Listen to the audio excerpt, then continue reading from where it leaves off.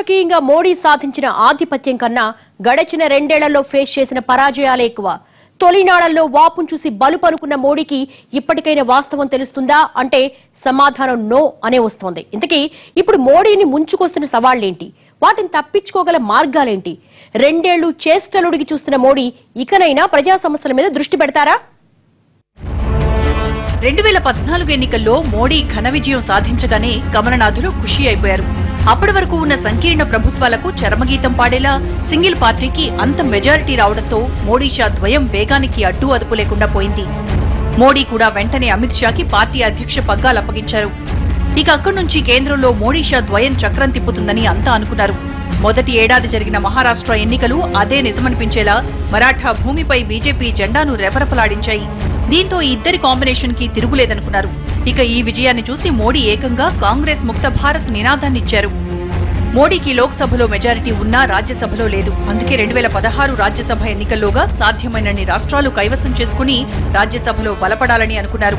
ఈలోగా ప్రపంచ దేశాలన్నీ పర్యటించి తన కరిష్మాను అంతర్జాతీయంగా టాప్ రేంజ్ కి తీసుకెళ్లాలన్నది మోడీ వ్యూహం. కానీ ఈ రాజ్యసభ వ్యూహానికి 2015 మొదట్లో జరిగిన ఢిల్లీ ఎన్నికలు బ్రేకులేశాయి. ఢిల్లీ దెబ్బకి మోడీ దిమ్మ తిరిగిపోయింది. పోనీ అక్కడి నుంచైనా తేరుకుని ఆచితూచి అడుగులేశారా అంటే అదీ లేదు.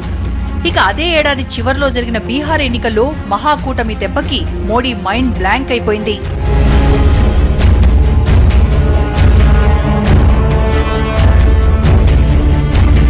బీహార్ ఓటమితో మోడీ మీద ఉన్న వ్యతిరేకత ఒక్కసారిగా బయటపడింది. పార్టీలో పక్కన పెట్టిన సీనియర్ కమలనాథులంతా మోడీ షా ద్వయం మీద లేఖాస్త్రాలు సంధించారు. నిజానికి మోడీ అహానికి బీహార్ ఎన్నికలు గొడ్డలిపెట్టులా మారాయన్న అభిప్రాయాలు వినిపించాయి.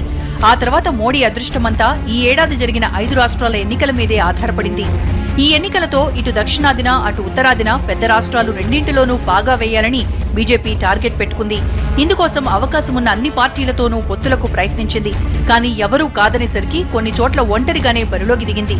మొత్తంగా ఈ 5 రాష్ట్రాల ఎన్నికల్లో ఒక్క అసోం మినహా అన్ని చోట్ల కమలం వాడిపోయింది.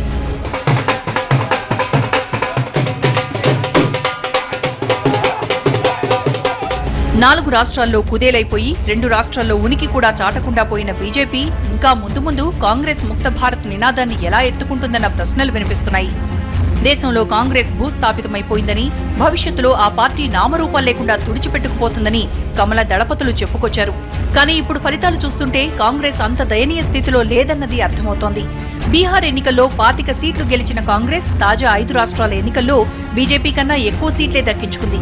పశ్చిమ బెంగాల్లో ఏకంగా 44 స్థానాల్లో గెలిచి తన పరువు నిలబెట్టుకుంది. సార్వత్రిక ఎన్నికల్లో ప్రతిపక్ష హోదా కూడా దక్కించుకుని కాంగ్రెస్ ఈ ఎన్నికల్లో బలపడిన తీరు చూస్తుంటే ముందు ముందు ఇలాగే పొత్తులు పెట్టుకుని వెళ్లేలా కనిపిస్తోంది. అలా కాంగ్రెస్ బలపడితే బీజేపీ బలం తగ్గినట్లే.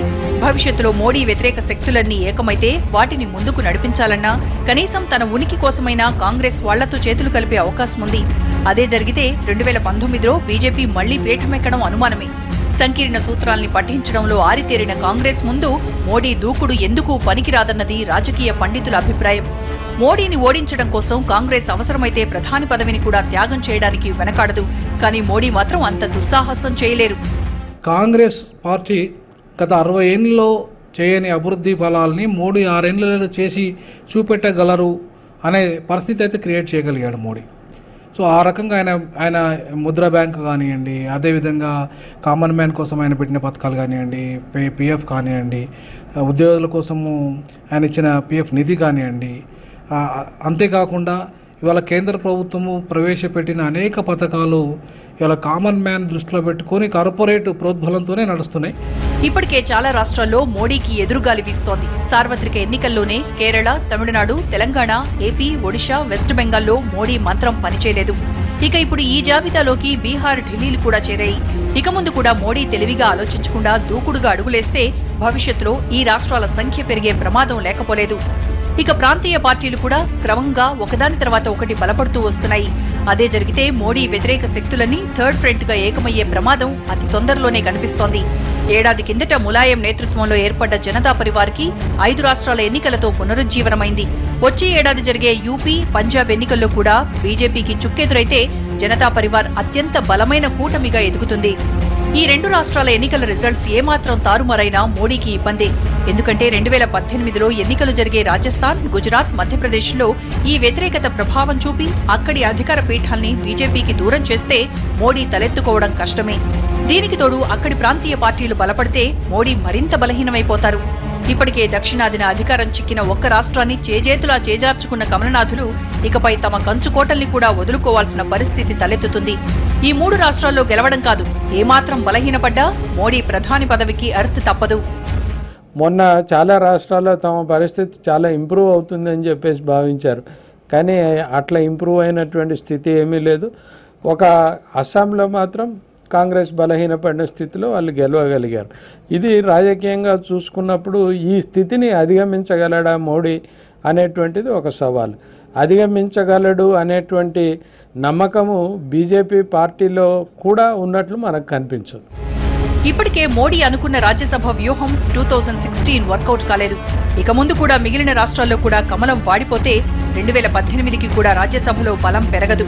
అప్పుడు మోడీ ప్రతిపాదించిన జీఎస్టీ బిల్లు, భూసేకరణ బిల్లు వంటి కీలక బిల్లులన్నీ బిల్లులుగానే మిగిలిపోతాయి. అంటే మోడీ వచ్చి పెద్దగా సాధించింది ఏమీ లేదన్న అపవాదు నిజమైపోతుంది.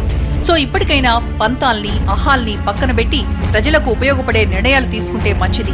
అంతకన్నా ముందు ఎన్నికల్లో ఇచ్చిన హామీల్లో కనీసం 50% నెరవేర్చకపోతే ముందు ముందు మోడీ కరిష్మా కనుమరుగైపోయినా ఆశ్చర్యపోనక్కర్లేదు.